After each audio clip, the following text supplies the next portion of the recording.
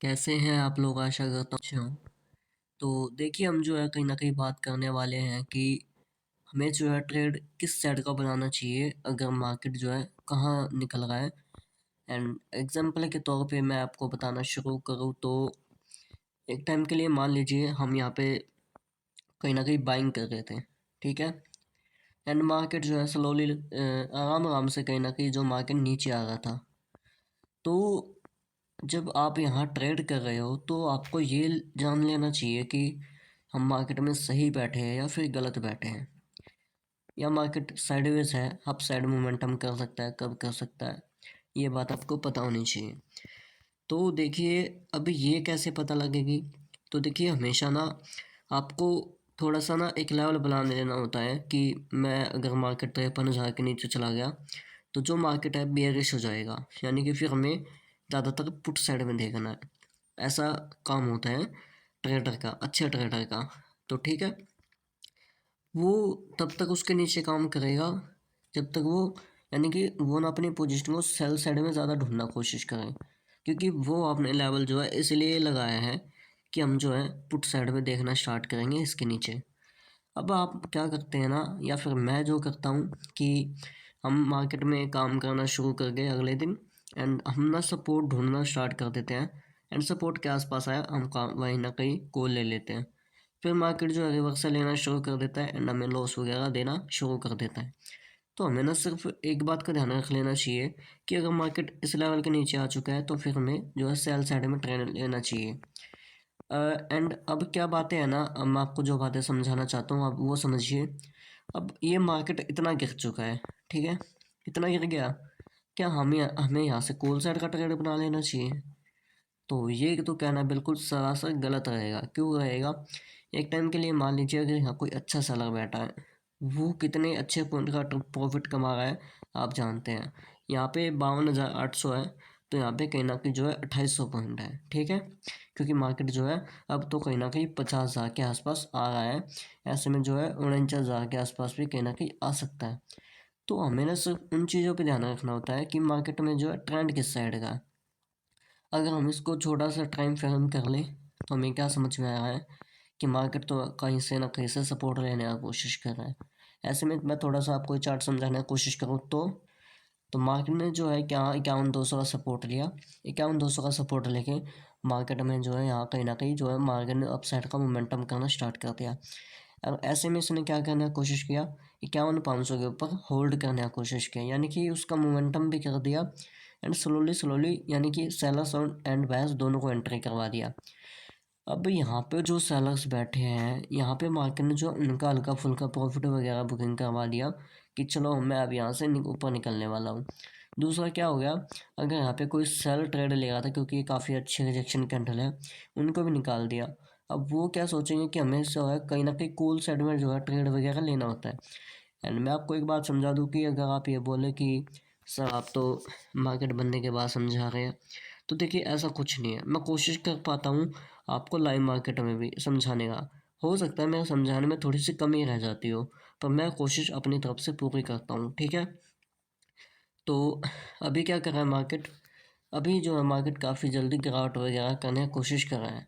And इसका momentum देखिए कितना स्लोली स्लोली है, यानी कि कहना चाहता हूँ मैं जो कि मार्केट देखिए यहाँ पे किसी ने कॉल बाय कर रखा है तो उसको भनक भी नहीं लगी होगी कि मार्केट जो है इतना नीचे जाने वाला है। एंड उसने क्या कर लिया होगा, कॉल वगैरह बाइंग कर लिया होगा यहाँ तक। फिर उसने हल्का जगह रिजेक्शन देखा, ये वाले बस अभी डरना स्टार्ट नहीं करेंगे क्यों, उनको एक अच्छा असर मिल चुका है। एंड वो अच्छा असर लेके बैठे तो उनको अपनी लॉन्ग पोजीशन लेके बैठनी है, तो ऐसे में वो भी अपनी अच्छी एंट्री बना के बैठेंगे, ठीक है। एंड यहाँ पे क्या नजर आ रहा है, अगेन मार्केट ने जो बाइंग स्टार्ट की होगी।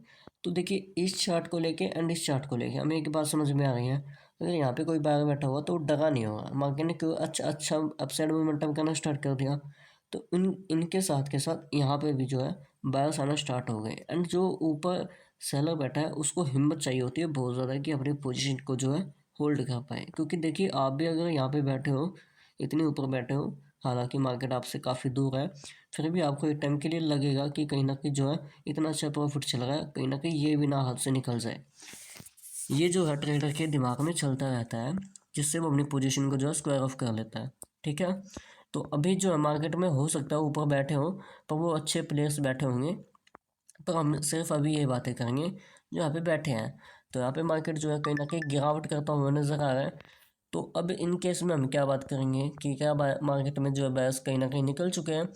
तो देखिए, मैं आपको सही बात बताऊं तो जो यहाँ पे बाइंग कर रहे थे उन लोगों को ना कहीं यहाँ पे भी समझ में आना स्टार्ट हो गया था कि हमें कहीं ना कहीं सेल करना, इतना अच्छा रिजेक्शन मिला। तो मार्केट ने जो पूरा दिन उनको परेशान किया एंड फिर आखिर में उनको निकाल दिया। तो एक बात यहाँ पे साफ साफ समझ में आ रही है कि मार्केट ने जो है अब यहाँ पे सेल लगाना स्टार्ट हो चुके हैं, यानी कि सेलिंग करने वाले जो प्लेयर हैं वो कहीं ना कहीं, जिसे हम रिटेलर बोलते हैं, वो अपना एंट्री बनाना शुरू कर चुके हैं। एंड लास्ट होप सिर्फ यही है जिसको मैं समझ पा रहा हूँ कि यहाँ पे सिर्फ मार्केट ने जो है उनको एंट्री करवाया, उनको डर नहीं लगा, अच्छा एसल उनका रखवाया, आज कहीं ना कहीं उनका जो है एसल वगैरह हिट कर दिया। अब यहाँ पे जो है दूसरे लोगों को ये समझ में आना शुरू हो गया कि हमें कहीं ना कहीं जो है सेलिंग करना है, अब हमें कहीं ना कहीं जो है नीचे का ट्रेड बनाना है। अब लोगों को समझ में आ चुका है। जब आप एक समझिए बात को, अगर आप मोमेंटम हो जाने के बाद जो है ट्रेड बनाते हैं तो उसके अंतर में आप वहाँ से ट्रेड बनाए जहाँ से मार्केट शुरू हो चुका है, यानी कि ऊपर चलना। जब लोगों को समझ में आए कि मार्केट यहाँ पे जाके काम करना ख़त्म कर चुका है, वहाँ तो आप अपनी एग्जिट कर रहे हो और दूसरे लोग वहाँ पे एंट्री कर रहे हो, तो वहाँ पे काफ़ी फ़र्क होता है। क्योंकि वहाँ पे एसल जो है काफ़ी तरीके के होते हैं। क्यों? दूर के भी होते हैं, पोजिशनल भी होते हैं एंड फ्यूचर के भी होते हैं, क्योंकि काफ़ी बड़ा, यानी कि इसमें काफ़ी बड़े लोग जो है कहीं ना कहीं काम करने की कोशिश करते हैं। तो इसलिए ही इसको स्टॉक मार्केट नहीं कहा जाता, क्योंकि ये जो है काफ़ी पैसों का खेल है। यहाँ पे आपको पैसा तो देखने को मिलेगा, पर कमाता वही है जो अच्छा दिमाग माइंड सेट लेके काम करता है। तो मैं आपसे एक बात कहना चाहूँगा कि अब जो है दूसरे लोगों को समझ में आना है कि हमें कहीं ना कहीं सेलिंग करना है।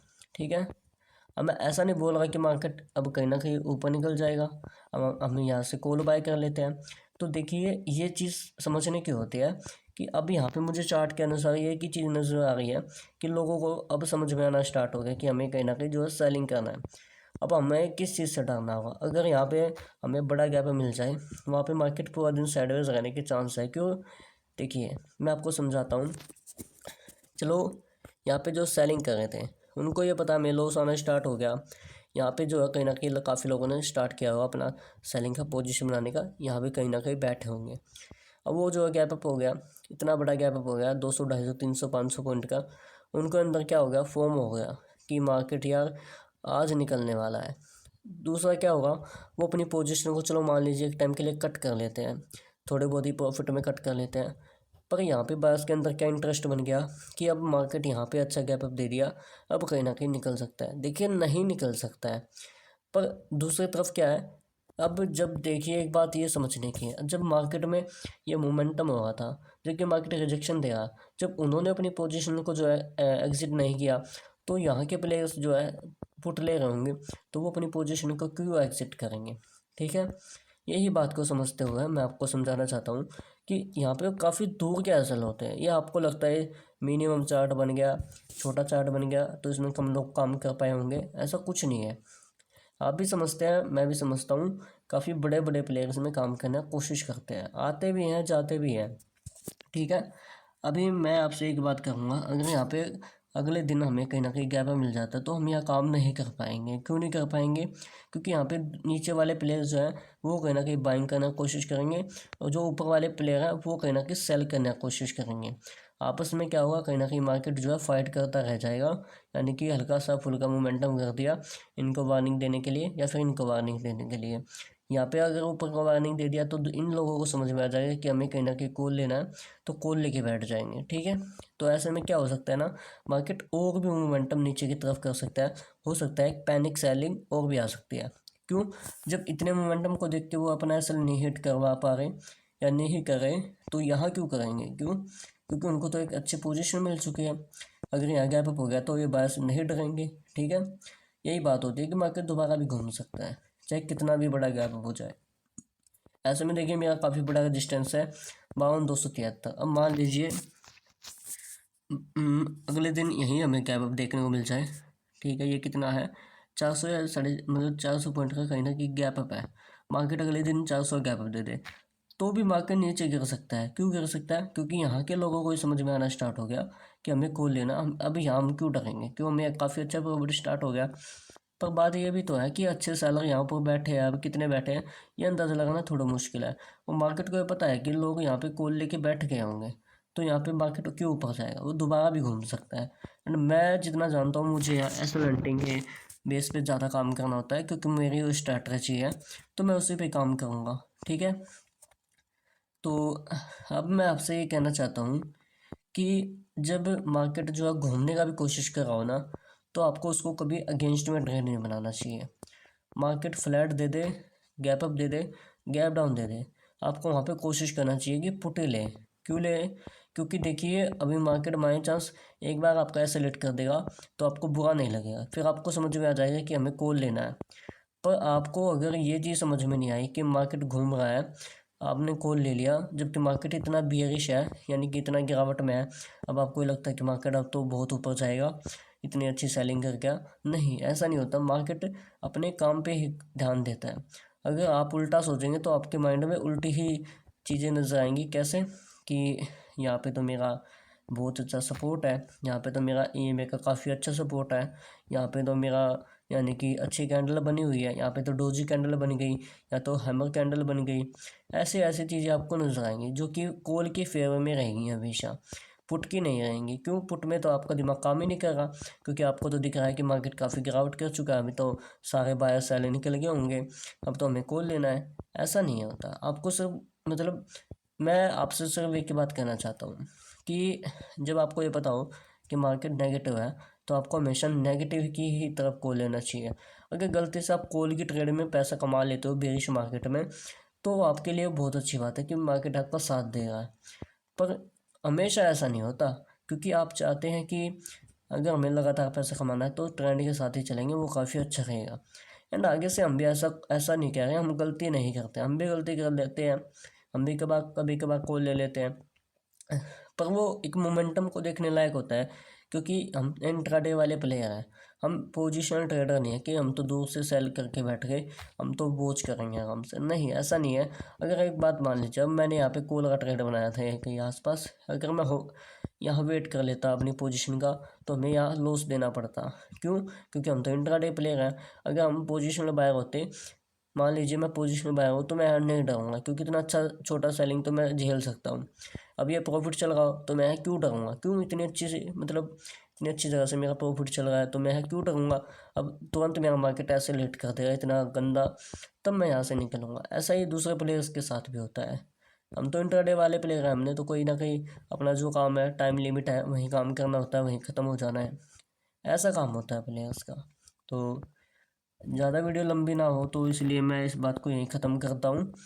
पर मैं आपसे एक ही बात कहूँगा कि जब आपको ये पता हो कि मार्केट नेगेटिव है, तो हमेशा नेगेटिव के बारे में सोचें, पॉजिटिव के बारे में ना सोचें। जब आपको कोई मोमेंटम, जैसे मैंने आपसे पहले बात की थी स्टार्टिंग में, एक लेवल लगा लीजिए।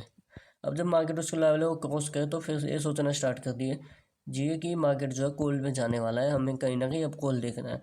और जब मार्केट उस लेवल के नीचे है जहाँ तक आपने मार्क किया था ऊपर से, ठीक है, कि हमें सेट पुट देखना है, तो अब अभी पुट देखिए, कॉल मत देखिए। क्यों? क्योंकि आपने लेवल लगा रखा था। अब आपको अपने लेवल पे इतना तो भरोसा होना ही चाहिए ना।